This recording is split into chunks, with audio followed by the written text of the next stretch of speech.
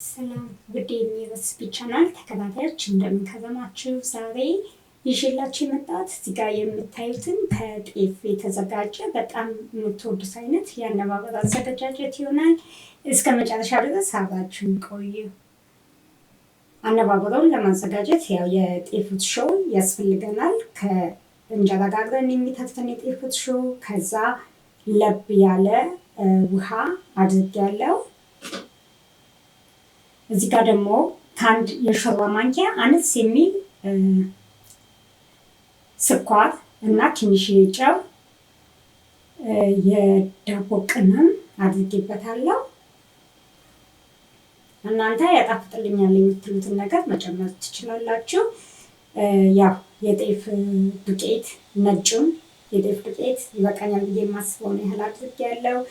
በደንብ ከታሸ በኋላ ውሃ ጠብ እያደረግ ቀጠን እንዲል አደርገዋለሁ። እኔ በሚክሰር ነው ያቦካሁት። አሁን መጨረሻ ላይ ቤኪንግ ፓውደር ትንሽ ጨመርኩበት።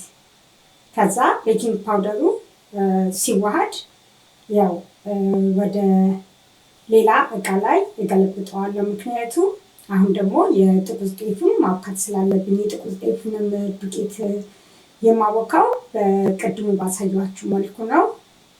ሁሉንም የሚጨምረው ግብአትም ወትሾውም ትንሽ ስኳር አድርጌበታለሁ።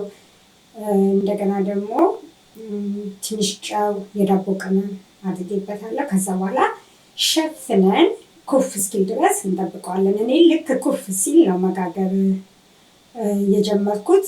ምክንያቱም ካቆያችሁት ምናልባት የመቆምጠጥ ባህሪ ሊኖረው ይችላል እና እንደዛ ሲሆን ደግሞ ጥሩ ላይሆን ይችላል ጣዕሙ፣ ወይም ላትወዱት ትችላላችሁ ብዬ አስባለሁ።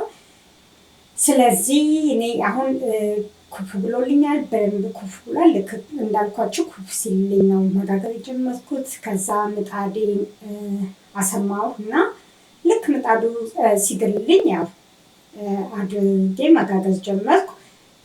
በእጃችሁ ማዳረስም ትችላላችሁ ከዳር እስከ ዳር፣ ወይም ምጣዱን በማንቀሳቀስ ወይም በማዞሪያ መጠቀም ትችላላችሁ እንደ ፍላጎታችሁ። እኔ በጣም ወፈር ያለ አነባበሮ ነው እየጋገርኩት፣ እንደዛ እንዲሆን ነው እየፈለግኩትም። ከዛ በኋላ ያው አሁን ደግሞ የጥቁር ጤፍ ያቦካሁትን እሱን ጋግራለሁ። እንደምታዩት አይን ማውጣት ሲጀምር ወይም ሊጡ ሳይደርቅ ቅድም መጀመሪያ ላይ ጋገርነውን የነጭ ጤፉን አነባበሮ እናደርግበታለን። ከዛ ይጣበቃል። ትንሽዬ ጫን ጫን እናደርገዋለን። ሊጡ ሳይደርቅ ነው ወይም ሳይበስል ነው መሆን ያለበት እዚህ ጋር እንዲያጣብቅላችሁ። ከዛ ከድነን እናበስለዋለን። እኔ እንደምታዩት ወፈር ያለ ስለነበረ ትንሽዬ ክዳን ይዞ ነክቶብኝ ነበረ የመጀመሪያውን ስጋግር እና አሁን በደንብ በስሎ ወጥቷል። ያው እኔ ጋገርኩት አነባበሮ ወፈር ያለ ነው፣ ደስ ይላል። ቆንጆ አነባበሮ ነው። ስስት ሲል ያው ብዙም አይደለም፣ ወፈር ያለ ሲሆን ደግሞ ቆንጆ ነው። ከዛ ኦሊቭ ኦይል አደረግኩ፣ በርበሬ አደረግኩ የሚበቃኝን ያህል። እናንተ ቅቤ መጠቀም ትችላላችሁ እንደየፍላጎታችሁ። እኔ ግን ያው ኦሊቭ ኦይል ነው የተጠቀምኩት ለዛሬ። ከዛ እንቀባዋለን በደንብ አድርገን።